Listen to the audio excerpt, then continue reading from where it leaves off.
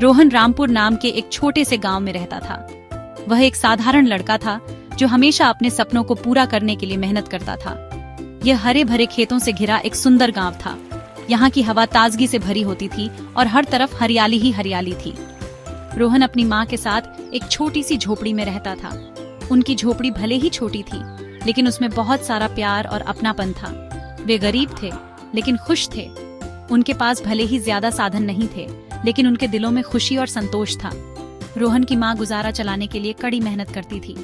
वह खेतों में काम करती और घर के सारे काम भी संभालती थी। उसने रोहन को ईमानदारी और कड़ी मेहनत का महत्व सिखाया। वह हमेशा उसे सही रास्ते पर चलने की प्रेरणा देती थी। रोहन एक होशियार और आज्ञाकारी लड़का था। वह हमेशा अपने अध्यापकों और बड़ों की बात मानता था। वह अपनी माँ से बहुत प्यार करता था। उसकी माँ ही उसकी सबसे बड़ी प्रेरणा थी। हर सुबह रोहन जल्दी उठता था।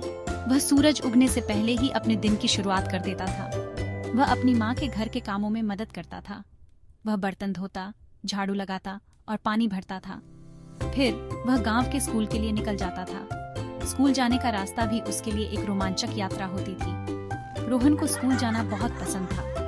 वह अपने दोस्तों और अध्यापकों से मिलकर बहुत खुश होता था। वह नई चीजें सीखने के लिए उत्सुक था। हर दिन वह कुछ नया सीखने की कोशिश करता था। वह अपने शिक्षकों का पसंदीदा था। उसकी मेहनत और लगन को देखकर सभी अध्यापक उसकी तारीफ करते थे। वह हमेशा मददगार और सम्मानजनक था। वह अपने दोस्तों और बड़ों की हमेशा मदद करता था। उसके दोस्त उसकी दयालुता के लिए उसे बहुत पसंद करते थे। वह सबका चहेता था और सभी उससे प्यार करते थे। एक धूप वाली सुनहरी सुबह रोहन स्कूल जा रहा था। वह स्कूल में सीखी हुई एक कविता पढ़ते हुए सोच में खोया हुआ था। अचानक उसका पैर सड़क पर किसी चीज से टकरा गया। उसने नीचे देखा। यह एक चमड़े का बटुआ था। यह पुराना और घिसा पिटा लग रहा था। उत्सुकतावश रोहन ने उसे उठा लिया। उसने इसे सावधानी से खोला। उसकी हैरानी के लिए बटुआ पैसों से भरा हुआ था। इतने सारे नोट थे कि रोहन ने अपने पूरे जीवन में इतने पैसे कभी नहीं देखे थे। उसका दिल जोर से धड़कने लगा। उसने जल्दी से बटुआ बंद कर दिया। वह अपने हाथों को कांपते हुए महसूस कर सकता था। एक पल के लिए रोहन विचारों के बवंडर में खो गया। उसने उन सभी चीजों के बारे में सोचा जो वह इतने सारे पैसे से खरीद सकता था। रोहन का दिमाग संभावनाओं से दौड़ रहा था। वह नए कपड़े, स्वादिष्ट मिठाइयां और अपनी माँ के लिए एक नया घर भी खरीद सकता था।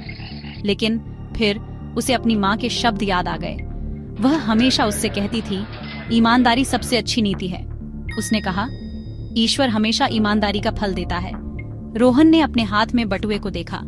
वह जानता था कि उसे क्या करना है। उसे अपनी माँ की शिक्षाएं याद आ गईं। उसने हमेशा सच्चा होने और उन चीजों को वापस करने के महत्व पर जोर दिया था जो उसकी नहीं थी।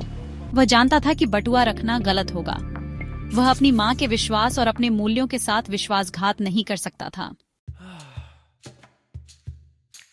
रोहन ने बटुए के मालिक को ढूंढने का फैसला किया। वह जानता था कि यह आसान नहीं होगा, लेकिन उसने ठान लिया था कि वह हार नहीं मानेगा। उसने कोई सुराग ढूंढने के लिए चारों ओर देखा। हर कोने, हर जगह उसने ध्यान से देखा, शायद कोई संकेत मिल जाए। उसने एक बूढ़े आदमी को पास के एक पेड़ के नीचे बैठे देखा। वह आदमी अकेला और परेशान लग रहा था। वह आदमी चिंतित लग रहा था और बेतहाशा किसी चीज की तलाश कर रहा था। उसकी आंखों में चिंता साफ झलक रही थी। रोहन ने हिम्मत जुटाई और उसके पास गया। उसके दिल की धड़कन तेज हो गई, लेकिन उसने खुद को शांत रखा। एक्सक्यूज मी सर, रोहन ने विनम्रता से कहा, क्या आपने कुछ खोया है? उसकी आवाज में एक हल्की सी झिझक थी। बूढ़ा आदमी ने ऊपर देखा। उसके चेहरे पर चिंता साफ झलक रही थी। उसकी आंखों में एक उम्मीद की किरण चमक उठी। हाँ, जवान आदमी, उसने चिंता से भरी आवाज में जवाब दिया। मुझे लगता है कि मैंने अपना बटुआ खो दिया है। उसमें मेरे सारे पैसे और जरूरी कागजात थे। उसमें मेरे सारे पैसे और जरूरी कागजात थे। उसकी आवाज में एक गहरी उदासी थी। रोहन का दिल थोड़ा डूब गया।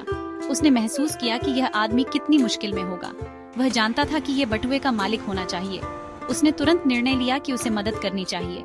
उसने एक गहरी सांस ली और कहा, सर, मुझे लगता है कि मुझे आपका बटुआ मिल गया है। उसकी आवाज में एक आत्मविश्वास था जो पहले नहीं था। रोहन ने बटुआ निकाला और बूढ़े आदमी को दिखाया। वह जानता था कि यह सही काम है। बूढ़े आदमी की आंखें राहत और खुशी से चौड़ी हो गईं। वह अपने खोए हुए बटुए को देखकर बहुत खुश था। उसने कांपते हाथों से बटुए की सामग्री की जांच की। सब कुछ सही सलामत था। सब कुछ सही सलामत था। बूढ़े आदमी ने राहत की सांस ली। यह मेरा बटुआ है, उसने खुशी से भरी आवाज में कहा। उसकी आवाज में खुशी साफ झलक रही थी। तुमने मेरी जान बचाई है जवान आदमी। बूढ़े आदमी ने आभार व्यक्त किया। बूढ़ा आदमी बहुत खुश था। उसकी खुशी का ठिकाना नहीं था। उसने रोहन को बहुत धन्यवाद दिया। रोहन की ईमानदारी ने उसे बहुत प्रभावित किया।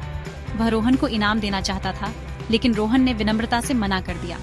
रोहन ने कहा कि उसने वही किया जो उसे सही लगा। उसने वही किया था जो उसे सही लगा। उसकी आत्मा संतुष्ट थी। रोहन की ईमानदारी की खबर पूरे गांव में फैल गई। सभी लोग उसकी तारीफ करने लगे। सभी ने रोहन की ईमानदारी की प्रशंसा की। उसकी ईमानदारी की मिसाल दी जाने लगी। गांव का मुखिया रोहन की ईमानदारी से बहुत प्रभावित हुआ। उसने सोचा कि रोहन को पुरस्कृत किया जाना चाहिए। उसने रोहन और उसकी माँ को अपने घर बुलाया। ये उनके लिए बहुत बड़ा सम्मान था। उसने रोहन को उसकी पढ़ाई जारी रखने के लिए एक स्कॉलरशिप से पुरस्कृत किया। रोहन बहुत खुश था। उसकी मेहनत और ईमानदारी रंग लाई। उसने सीखा था कि ईमानदारी वास्तव में सबसे अच्छी नीति है। यह एक ऐसा सबक था जिसे वह कभी नहीं भूलेगा।